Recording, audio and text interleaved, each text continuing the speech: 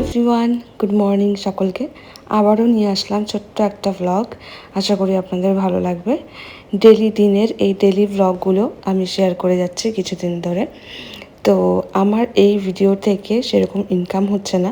প্রতি ভিডিও পিছনে কোথাও 1 টাকা বা কোথাও 1 টাকাও না। তো যাই হোক, তবুও ভিডিও করে যাচ্ছি। আমি তো এর আগেও বলেছিলাম আমিও ভিডিও করি আমার মেমোরিজ ক্রিয়েট করার জন্য, এই সব মানে ফিউচারে দেখবো তাই জন্য।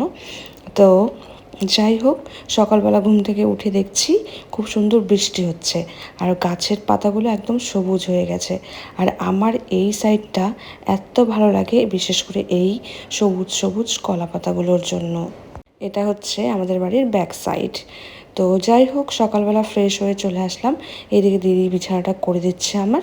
আর ও আর অন্য কোনো কাজ ঠিকঠাক পারুক বা না পারুক, এই বেডশিট বিছানার কাজটা কিন্তু খুব সুন্দর করে করতে পারে। তাই জন্য ওকে আমি এই কাজটা করতে দেই। তো আজকে সকাল থেকেই মাইন্ড সেট করে রেখেছিলাম আপনাদের সঙ্গে সমস্ত কিছু শেয়ার করব। আজকে সারাদিনে আমি কি করছি কি না করছি। আজকে খুব সুন্দর একটা জিনিস আপনাদের সঙ্গে শেয়ার করব আমি। আশা করি আপনাদের ভালো লাগবে। আমার তো খুব ভালো লেগেছে। আর জিনিসটা আমি মিশো থেকে নিয়েছি। তো আপনারাও চাইলে অর্ডার করতে পারেন। তো যাই হোক, ঘরটা পরিষ্কার করতে করতে কিছু কথা বলি আমি।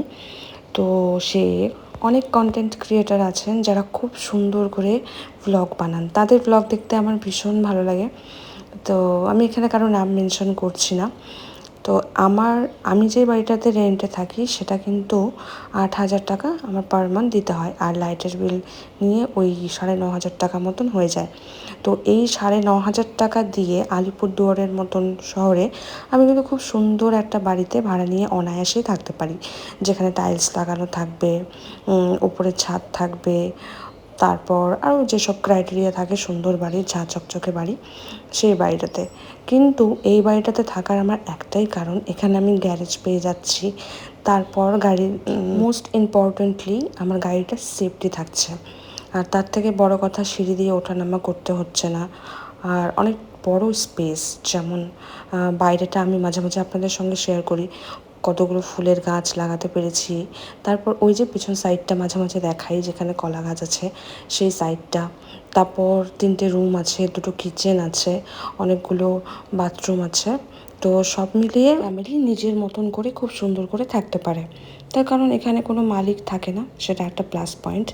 আর যারা আমরা ভাড়া বাড়িতে থাকি, এই সব জিনিস কতটা যে অসুবিধের আমরাই একমাত্র বুঝতে পারবো। আর বিশেষ করে অনেকজন মেম্বার যদি ভাড়া বাড়িতে থাকা হয় তাহলে সেটাও কিন্তু অনেক অসুবিধার। বিশেষ করে 5 জন 4 জন এরকম।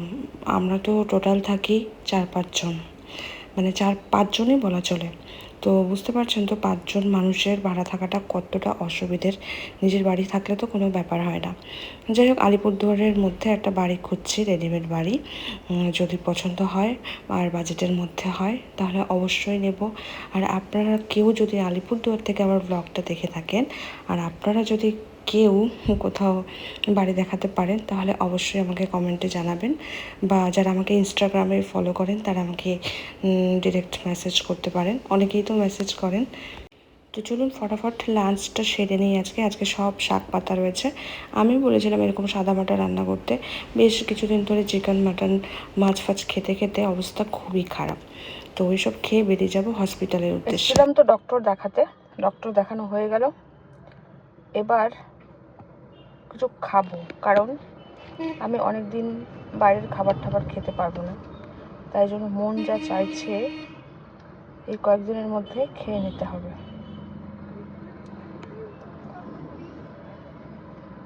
তো চলুন কী কী খাই আপনাদের সঙ্গে শেয়ার করব। আগে খাবো, তারপর শেয়ার করব। আজকের ওয়েদারটা ভীষণই গরম। এই গরমের মধ্যে অনেকদিন পর ভাবছি ফুচকা খাবো। মনের মতন ফুচকা পাওয়াই যায় না আলিপুরে। আলিপুরে ভালো ফুচকার দোকান সাজেস্ট করবেন তো, আপনারা যদি জানেন তাহলে।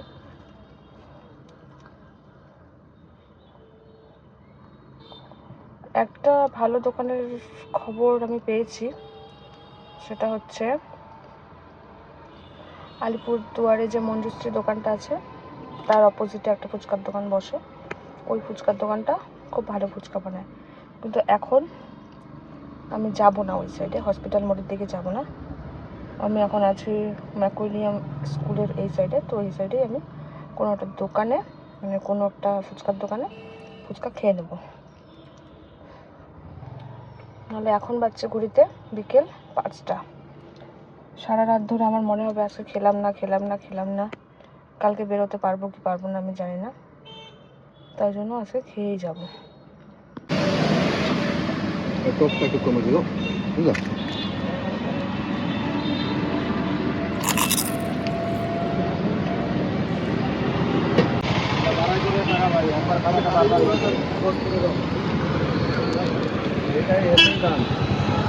তোমাদের মুখে লাগা পর্যন্ত ঠিক আছে, মনে হচ্ছে 100 টাকা ছিল, 100 টাকা মুখে লাগবে 150 টাকা ছিল।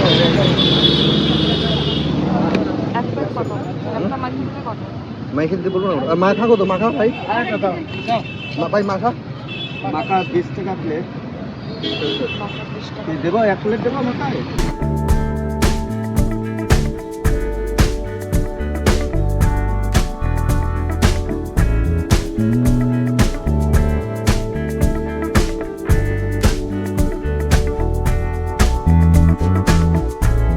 They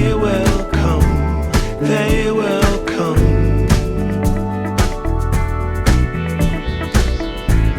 like the sun, They will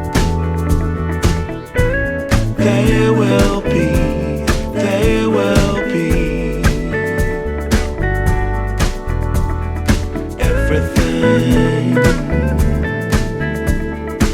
everything. তো যাই হোক, ওই ফুচকা টুচকা খাওয়ার পরে আরও 2-3টে জিনিস খেয়েছিলাম, সবগুলো তো আপনাদের সঙ্গে শেয়ার করা হলো না। তো বাড়ি ফেরার পরে আমি একটা পার্সেল ছিল আমার, সেটাই আনবক্সিং করলাম। দেখে তো আশা করি বুঝতেই পারছেন এটা কী। তো ইদানিং আমার এরকম টাইপের কার্টেন খুব ভালো লাগছে। দরজার মধ্যে তো লাগিয়েছি টোটাল 4টা, ওটাও শেয়ার করবো আপনাদের সঙ্গে। আর যারা ডিপলি আমার ভিডিও দেখেন তারা তো দেখেইছেন আগে। তো এই হলো দরজার মধ্যে লাগানো পর্দা, দুটো পর্দা একসঙ্গে করে লাগিয়েছি। আর আগে যেখানে থাকতাম সেই জানলা দরজাগুলো অনেক বড় বড় ছিল, তো সেই মাপ করে আনা হয়েছিল, আমি বুঝতে পারিনি। তো এটার জন্য অনেকটা বড় হয়ে গেছে। তো ওই জানলার যে রেলিংটা হয় সেটা অনেকটা উপরে লাগিয়ে তারপর আমাকে পর্দাটা সেট করতে হয়েছে। যাই হোক, এই জানালার জন্য এরকম এনেছি আমি, পুরো পর্দাটার মধ্যে এরকম সুতোর কাজ করা, ভীষণ ভালো দেখতে। আমি জানি না এই ওয়ালের সঙ্গে কোন কালারের পর্দাটা লাগালে বেশি ভালো লাগতো। তবে আমার ওই যে বললাম, ম্যাচিংয়ের থেকেও বেশি ইম্পর্ট্যান্ট হলো আমার পছন্দের কালার। তো আর যেহেতু এই ঘরটা সেরকম ভাবে সুন্দর করে সাজানো গোছানো নেই, তো আমার মনে হলো সাদা রঙের থিম যদি আমি রাখি তাহলে দেখতে এটা বিশেষভাবে আকর্ষণ করবে। যেমন খাটটা তো কাঠের রয়েছে, আলমারিটা আমার সাদার মধ্যে রয়েছে, আমি ভাবছি একটা টেবিল আনবো, সেটাও সাদার মধ্যেই। আর এরকম ধরনের পর্দাগুলো তো অফ হোয়াইট কালারের হয়েই গেল। তো যাই হোক, ফ্যানের মধ্যে আমার জামাটা উড়ে যাচ্ছে আর দেখতে আমাকে অনেকটা মোটা লাগছে। ক্যামেরার পজিশনটা ঠিকঠাক ছিল না। আর এই যে সুতোর কাজ করা মিররগুলো, এগুলো তো মিশোতে পাওয়াই যায়। সত্যি বলতে হোম ডেকোরসের যেসব আইটেমগুলো থাকে মিশোতে না অনেক অ্যাফোর্ডেবল প্রাইসে খুব ভালো পাওয়া যায়। খুব ভালো করে সার্চ করে নিলে পরে কিন্তু কম দামের মধ্যে আমরা সুন্দর প্রোডাক্ট নিতে পারি। আর এই যে মেহেন্দিটা 3-4 দিন পর এই যে অবস্থাটা হয়, এটা যে কতটা বিরক্তিকর, মানে একদম খসখসে। আমি তো নখ দিয়ে তুলে সব ফিনিশ করে ফেলেছি। তো যাই হোক, আসার পরে সন্ধ্যা লেগে গেল। আর বিকেলে যেহেতু একটু রিচ খাবার দাবার হয়েছিল, তো সন্ধ্যাবেলা দিদিকে বললাম শুধু লাল চা আর শুকনো মুড়ি দিতে, আর এটাই খাবো আমি। আর ঘরে আমিও কাজ করি, কিন্তু সম্পূর্ণতা আপনাদের সঙ্গে শেয়ার করা হয় না। মানে যে সময় কাজ করি ওই সময় এতটা এনার্জি যায় আমার, তখন আর ইচ্ছে করে না মোবাইলটা সেট করে ভিডিও করতে। তো যাই হোক, চা খেয়ে নিলাম আর এখানেই শেষ করছি ব্লগটা। আশা করি ভালো লাগবে।